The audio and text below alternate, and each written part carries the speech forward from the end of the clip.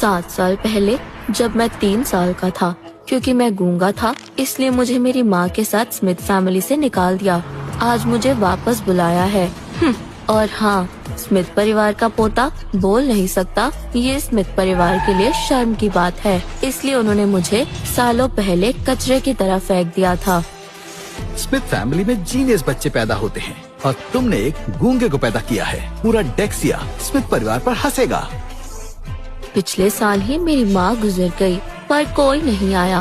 मैंने भी मान लिया कि ना ही मेरा कोई परिवार है और ना ही कोई बाप। पर आज आप कहते हो कि खून के रिश्ते कभी नहीं टूट सकते। आपको मेरी याद आ रही है। आपको सच में लगता है कि मैं आपकी बातों में आ जाऊंगा?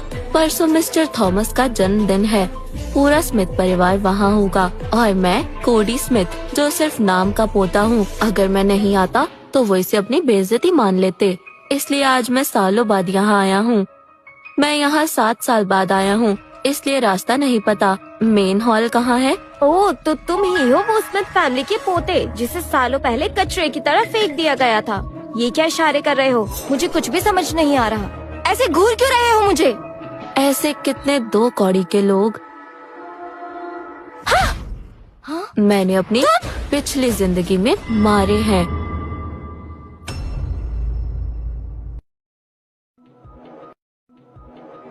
मुझे माफ कर दीजिए, अंदर सभी आपका इंतजार कर रहे हैं। आप जा सकते हैं।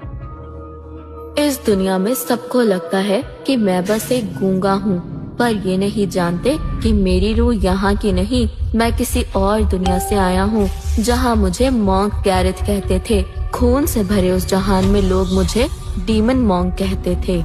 डीमन मॉन्क, तुमने मेरे यंग खानदान के 1000 लोगों को मार दिया। तुम चैन से नहीं मरोगे और नरक में जाओगे। मैं बहुत दयालु हूँ।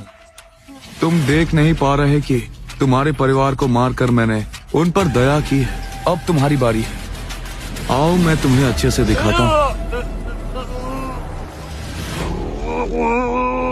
गचा गताचू।